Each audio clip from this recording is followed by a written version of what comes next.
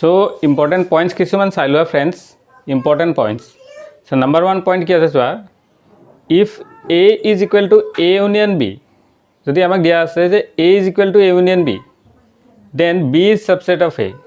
then কি হ'ব B A ৰ subset হ'ব। যদি দিয়া আছে তোমাক A is equal to A union B,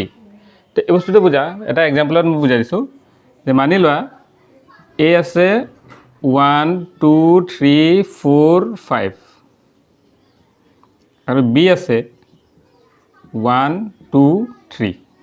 then A union B কি হ'ব? A ইউনিয়ন B কৰিলে ইয়াৰ আৰু ইয়াৰ গোটেইটা এলিমেণ্টছ আহিব ইয়াতে 1 2 3 4 5, ঠিক আছে। এতিয়া চোৱা A union B car equal হ'ল? A ইউনিয়ন B হৈ গ'ল A ৰ ইকুৱেল। তো যদি A ইউনিয়ন B A ৰ ইকুৱেল হয় তেন্তে B টো কি হ'ব? A তকৈ সৰু হ'ব। আৰু যদি B A তকৈ সৰু হয় তেন্তে আমি ক'ব পাৰোঁ যে B কি হ'ব? ছাবছেট হ'ব A ৰ, ঠিক আছে। কিন্তু যদি সেয়ে ইণ্টাৰসেকশ্যন দেখাই দিওঁ তো কি হ'ব? এইটো উল্টা হৈ যাব। সো বস্তুটো বুজি পাইছা চাগে তোমালোকে। সো এই পইণ্টছ কিটা নোট কৰিবা। চোৱা যদি A ইউনিয়ন B ইকুৱেল আছে তেন্তে B A ৰ ছাবছেট হ'ব। আৰু যদি A ইণ্টাৰসেকশ্যন B ৰ ইকুৱেল আছে তেন্তে A হ'ব B ৰ subset. Okay, so important points আছে, এইকেইটা নোট কৰি ল'বা। এইকেইটা আমি নোট কৰি পেলাই আমি এক্সাৰচাইজটো সলভ কৰিম, ঠিক আছে। ওকে, ঠিক আছে। আমি তেতিয়াহ'লে এক্সাৰচাইজ আমি আৰম্ভ কৰোঁ। সো ফ্ৰেণ্ডছ, চোৱা এইটো এক্সাৰচাইজ আমি কৰি আছোঁ 2.4, ঠিক আছে। আমি 2.4 এক্সাৰচাইজ ষ্টাৰ্ট কৰি আছোঁ। সো ইয়াতে কিছুমান ইম্পৰ্টেণ্ট পইণ্টছ মানে কিছুমান লছ তোমালোকে মনত ৰাখিব লাগিব, যেনেকৈ কমপ্লিমেণ্ট লৈ ইয়াতে ইউজ হ'ব। সো কমপ্লিমেণ্ট লৈ কি কৈ চোৱা, A ইণ্টাৰসেকশ্যন A complement is equal two 5, A ইণ্টাৰসেকশ্যন U is equal two A। এই বস্তুকেইটা এই ল'কেইটা তোমালোকে মনত ৰাখিব লাগিব, ঠিক আছে। চোৱা এইটো অলৰেডি ডিছকাছ কৰা হৈছে কমপ্লিমেণ্ট ল', তোমালোকে গৈ পেলাই চাই ল'বা, আগৰ ভিডিঅ'ত আছে, ঠিক আছে। সো A ইণ্টাৰসেকশ্যন A কমপ্লিমেণ্ট, চোৱা A এৰ কিছুমান এলিমেণ্ট আছে, A কমপ্লিমেণ্টৰ সেইকেইটা এলিমেণ্ট হ'ব যিকেইটা Aত নাই। সো দুটাৰ ইণ্টাৰসেকশ্যন কি আহিব? 5, মানে দুটা এলিমেণ্ট মিলি থকা এলিমেণ্ট নহ'ব। So it will be 5। তে A ইণ্টাৰসেকশ্যন U means universal set. So A intersection universal set আৰু A কমন যিকেইটা এলিমেণ্ট হ'ব এইটো কাৰ লগত মিলিব? A, কাৰণ ইউনিভাৰ্চেল সেটটো বহুত ডাঙৰ সেট হয়। তো তাৰ আৰু ইয়াৰ কমন এলিমেণ্ট কেইটা A ৰে ইকুৱেল হ'ব, ঠিক আছে। Important points. এতিয়া চোৱা এইটো আমি প্ৰুভ কৰোঁ। এটা দিয়া আছে if A intersection if A complement union B is equal to U। যদি আমাক এইটো পাৰ্ট দিয়া আছে তেন্তে আমাক প্ৰুভ কৰিব আছে যে A is subset of B। কেনেকৈ প্ৰুভ কৰোঁ চোৱা, প্ৰথমে তুমি এই পাৰ্টটো লিখি লোৱা, যিটো দিয়া আছে এইটো গিভেনটো লিখি লোৱা। Given A complement union B is equal to U, ঠিক আছে। সো আমাক দেখাব যে A is subset of B। So আমি কোনটো ইউজ কৰিম চোৱা, আমি এই পাৰ্টটো ইউজ কৰিম, A is subset of B, এই পাৰ্টটো ইউজ কৰিম, ঠিক আছে। ইয়াত চোৱা আমি কি কৰোঁ, দুয়োপিনে A ইণ্টাৰসেকশ্যন A complement union B, দুইপিনে A ইণ্টাৰসেকশ্যন লৈ ল'লোঁ, ঠিক আছে। সো ইয়াতে ডিষ্ট্ৰিবিউটিভ ল' লগাই দিয়া। সো এইটো কি হ'ব? A ইণ্টাৰসেকশ্যন A complement union A ইণ্টাৰসেকশ্যন B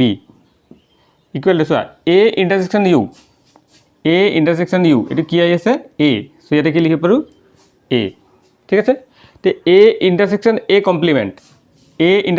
complement কি আহে? 5। সো ইয়াৰ প্লেচত কি বহিব? 5 union A ইণ্টাৰসেকশ্যন B is equal two A। So 5 লগত এইটো ইউনিয়ন কৰিলে এইটোৱে বহিব, 5টোত কোনো এলিমেণ্ট নাই। So A ইণ্টাৰসেকশ্যন B is equal two A আহি গ'ল। তাৰমানে কোনটো পাৰ্ট আহি গ'ল চোৱা, A ইণ্টাৰসেকশ্যন B is equal two A। তো যদি A ইণ্টাৰসেকশ্যন B is equal two A হয় তেন্তে আমি কি পাওঁ? ইয়াৰ পৰা ইয়াৰ ৰিজাল্ট পাওঁ যে A is subset of B। So ইয়াৰ পৰা কি ক'ব পাৰোঁ? This implies A is subset of B। So এইটো পাৰ্ট হৈ গ'ল। এতিয়া আমি ছেকেণ্ড পাৰ্ট কৰিছোঁ, কুৱেশ্যন 2 1 আৰু 2, ঠিক আছে। কুৱেশ্যন নম্বৰ 1 হয়, সো এইটো 1 আৰু 1, এইটো 1 আৰু 2। সো এইটো আমাক দিয়া আছে যে A is subset of B, then prove that B complement is subset of A complement. এতিয়া আমি এইটো ইউজ কৰিম, এই পাৰ্টৰ পৰা ষ্টাৰ্ট কৰোঁ, ঠিক আছে। সো আমি লেট কৰি ল'লোঁ, late X be any element belongs to B complement. It means X belongs to B complement. So X belongs to what? B complement. Now X যদি বি কমপ্লিমেণ্টক বিলং কৰি আছে তেন্তে এক্স কাক বিলং নকৰিব X does not belongs to B ঠিক আছে so X যদি বি কমপ্লিমেণ্টক বিলং কৰি আছে দেন এক্স বিক বিলং নকৰিব যদি এক্স বিক বিলং নকৰে তেন্তে এক্স কাক বিলং নকৰিব এ কো বিলং নকৰিব why because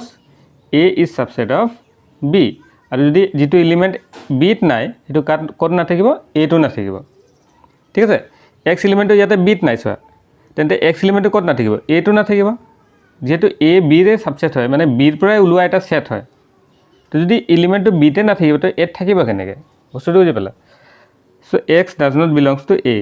if x does not belongs to a then x belongs to what then x belongs to আমি লিখিব পাৰো a complement এতিয়া সোৱা আমি প্ৰথমে দেখালো যে x belongs to b complement এতিয়া আমি দেখাই দিলো x belongs to a complement then what you can say therefore b complement is subset of a complement এটো আহি গল আমাৰ question number 2 so question number 1 question number 2 এতিয়া আমি কৰো question number 3 ঠিক আছে so see friends question number 1 or 3 so এটা দিয়া আছে a minus b is equal to 5 if and only if a is subset of b তা মানে আমাক কি দেখাবছে আমাক এটো কন্ডিশন দিয়া আছে ফার্স্ট আর ইয়াৰ পৰা এটো কন্ডিশন আমাক শো কৰিব লাগিব নেক্সট আকৌ এটো কন্ডিশন লৈ পেলাই আমাক এটো দেখাব লাগিব ঠিক আছে তো if and only if এর মিনিং তো এটো হয় যে ইয়াৰ পৰা তুমি এটো দেখুৱা আৰ ইয়াৰ পৰা তুমি আকৌ এটো দেখাব লাগিব যে দুটাও ট্ৰু আছে বুলি সো প্ৰথমে আমাক লিখিলম কি দিয়া আছে given a minus b is equal to 5 given a minus b is equal to 5 then to prove a is subset of b ঠিক আছে so আমি লিখিলাম a minus b is equal to 5 so what is the meaning of a minus b is equal to 5 so a minus b is equal to 5 মানি লয় 8 element আছে 1 2 3 আৰু beet element আছে 1 2 then a minus b হলে কি হ'ব a minus b হলে আহি যাব তোমাৰ 3 কিন্তু মানি লোৱা ইয়াতে যদি মই দুটা ইকুয়াল বনাই দিও তেন্তে a minus b কি আহিব তো a minus b মানে a আৰু b ৰ মাজত কোনো ডিফাৰেন্স নাই সো এটো কি আহিব 5 তাৰ মানে চোৱা a minus b is equal to 5 year meaning হয়তো হৈ গল যে a থাকা আৰু b থাকা যিমান এলিমেন্ট আছে গুটেইটা সেম আছে so a minus b is equal to 5 this means therefore all elements belongs to a also belongs to b all elements that belongs to a also belongs to set b therefore you can say that a will be subset of b ঠিক আছে so এটা proof হৈ গল so a is subset of b so এটা আমি proof কৰিলো এটা আমি second part first part ললো নেক্সট আমাক দেখা পাছে again given a is subset of b to prove a minus b is equal to 5 so এটা আমাক দিয়া আছে এটা proof হৈ আছে so আমি কেনেকৈ লিখিম চোৱা আমি লিখিম যে a is subset of b এটা given আছে if a is subset of b then we can say all elements in a are also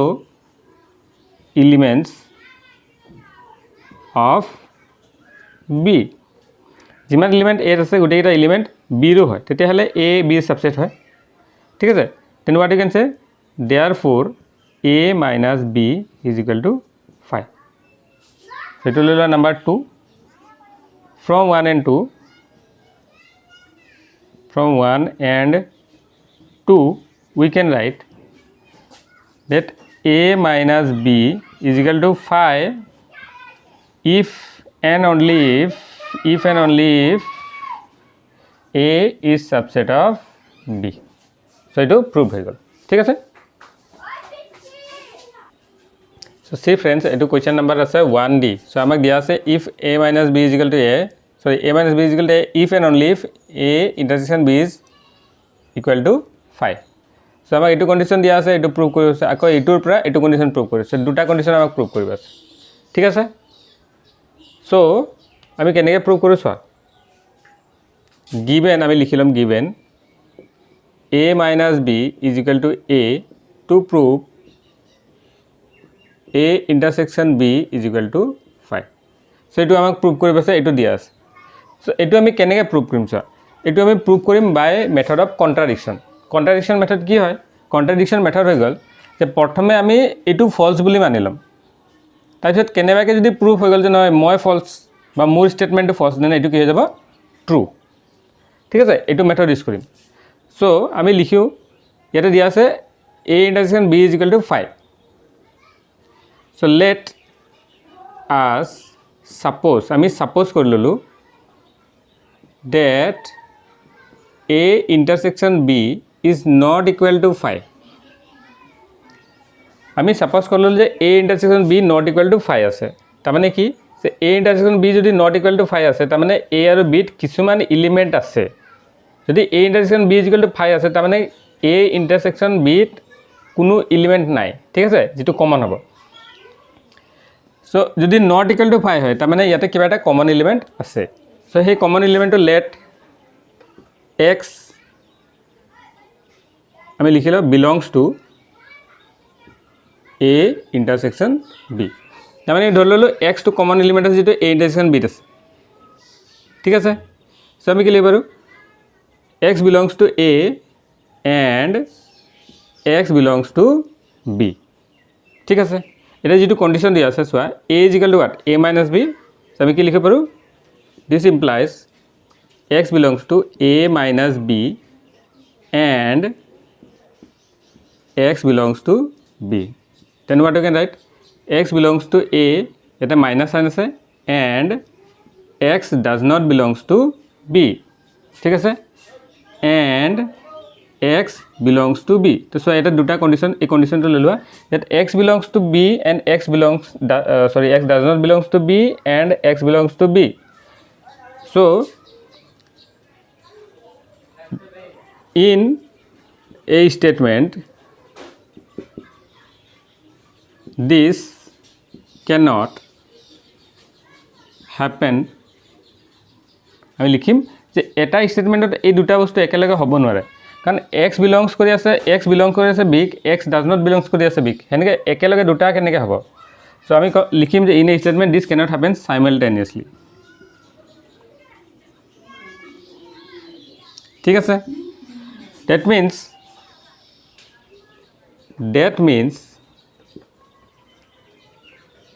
our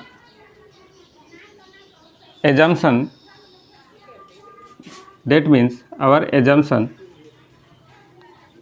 that a intersection b is not equal to 5 is wrong so correct কি হ'ব a intersection b is equal to 5 এটো আমি লৈ ললো number 1 so আমি ইয়াৰ পৰা এটো prove কৰিলো যে এটো আছে তো এটো প্ৰুভ হৈ গল ঠিক আছে এতিয়া আমি এটো পাৰ্ট লম আৰু এটো প্ৰুভ কৰিম so again let so again given প্ৰথমে এটো লিখিলাম again given a intersection b is equal to 5 to prove এতিয়া আমি কি প্ৰুভ কৰিম a minus b is equal to a এটো প্ৰুভ কৰিম সো আমাক এটো দিয়া আছে আমাক প্ৰুভ কৰিব আছে এটো সো তুমি এটো পাৰ্ট লৈ লোৱা let আমি কৰি ললো that y belongs to a minus b আৰু আমাক দেখাব আছে y belongs to a ঠিক আছে ইকুৱেল দেখাব আছে সো এটো ইয়াৰ সাবসেট এটো ইয়াৰ সাবসেট দেখাব লাগিব so let y belongs to a minus b then what you can say y belongs to a and y does not belongs to b ঠিক আছে so ইয়াত চোৱা y belongs to a minus b then y belongs to a and y does not belongs to b if y does not belongs to b then y belongs to whom then y belongs to a then you can say therefore a minus b is subset of a এটা আমি ললো number 2 এটা মোক এটো দেখাব আছে যে a is subset of a minus b ঠিক আছে so let again আমি লৈ ললোঁ let z belongs to okay so এইটো এবাৰ এইটো পাৰ্ট পৰা এইটো দেখা পাছে let z belongs to a so আমি লৈ ললোঁ then z belongs to a minus b sorry z belongs to a and আমি লিখিব পাৰোঁ z does not belongs to b ঠিক আছে এইটো কেনেকৈ লিখিলোঁ চোৱা how we wrote since a intersection b is equal to 5 so দুটাৰ মাজত কোনো কমন এলিমেন্ট নাই যদি z a ক বিলং কৰি আছে দেন z সৰি এটো z হ'ব z b ক বিলং নকৰিব কাৰণ দুটাৰ মাজত কমন এলিমেন্ট নাই ঠিক আছে then what you can say then z belongs to a minus b yes you can say like this then what will happen so yate therefore you can say so আমি প্ৰথমে a দেখালো এতিয়া দেখাইলো a minus b z a ক belong কৰিছিল এতিয়া আমি দেখাইলো z a minus b ক বিলং কৰিছে then you can say that a is subset of a minus b so এটো আমি লৈ ললো number 3 so from 2 and 3 a will be equal to a minus b ঠিক আছে so এই পার্টটো proof হৈ গল so এটা আমি ললো number 4 now we'll take from 1 2 3 and 4 we can say ঠিক আছে আমি কি কব পাৰো that a minus b is equal to a if and only if and only if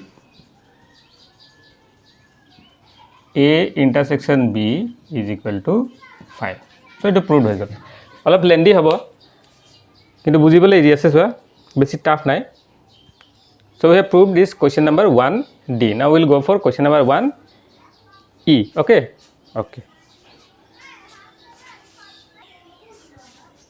so friends eto soa number 1e amak dia ase je a union b is equal to a then b is subset of a ta mane jodi amak a union b is equal to a dia ase ta amak prove koribo lage b is subset of a and conversely ta mane jodi b is subset of a then a union b is equal to a setu amak prove koribo lage thik ase so kene prove koru soa so ami ki prothome given likhilom given a union b is equal to a to prove b is subset of a given a union b is equal to a to prove b is subset of a so আমি কি করলো এটুক ইয়ার subset দেখাব আছে so আমাক কি দেখাব লাগিব যে x belongs to প্রথমে দেখাব লাগিব x তাৰপিছত আমি দেখাব লাগিব যে x কাক বিলং কৰিছে a কো বিলং কৰিছে তেন্তে কি হ'ব b এৰ সাবসেট হৈ যাব so তাৰ কাৰণে আমি লৈ ললো let x belongs to b so x এটা এনেকা এলিমেন্ট আছে যেটো b ক বিলং কৰিছে so x যদি এলিমেন্ট টু b ক বিলং কৰিছে তে কি x a union b যদি b লগত কিবা এটা ইউনিয়ন কৰি দিও কিবা সেট তেন তাক বিলং কৰিব না yes then x will belongs to a union b হেতু তাকো বিলং কৰিব ঠিক আছে এটা চোৱা আমাক কি দিয়া আছে যে a union b is equal to a so x belongs to কি হৈ যাব a কাৰণ ইয়াৰ প্লেছত আমি এটো ইয়াৰ ইকুৱেল আছে so আমি এটো লিখি পাৰো therefore what you can say that b is subset of a so we'll take it as number 1 okay so etu part asile ami etu proof korilo etia amak etu part use kori pela etu proof hoye ase ঠিক আছে again given b is subset of a to prove a union b is equal to a ঠিক আছে so etia soa আমাক এটু দিয়া আছে আমি এটু প্রুফ কৰিব সো এটু প্রুফ আমি লিখিম সরি আমি এটু পার্ট লইলাম let x belongs to a union b then what you can say that x belongs to a or x belongs to b ঠিক আছে then what you can write that x belongs to আমাক দেখাব আছে x belongs to a we can write that x belongs to a or x belongs to b then we can write x belongs to a yes then what will happen that a union b will be subset of a so এটা আমি লইলো part 2 again let আমি এবার এই part 2 ইয়ার subset দেখাব আছে let x sorry y লইলো let y belongs to a এবাৰ এই পাৰ্টৰ পৰা এইটো পাৰ্ট দেখাম then y belongs to a then we can say that y belongs to a and sorry or y belongs to b কেনেকৈ because ইয়াতে আমাক দিয়া আছে যে b is subset of a so b যদি a subset তো y যদি a belong কৰিব তো তাৰ subsetকো belong কৰিব yes then we can say that y belongs to a union b so from here you can say আমি প্ৰথমে দেখালো y belongs to a এটা আমি দেখালো y belongs to union b then a will be subset of a union b এটো আমি লইলো number 3 from 2 and 3 we can say that a will be equal to a union b এটো হৈ গল from 2 and 3 ঠিক আছে কিন্তু আমাক conversely আমি গুটেটো দেখা পাছে so from 1 2 and 3 এটো আমি কি দেখা পাৰো that a union b is equal to a if and only if and only if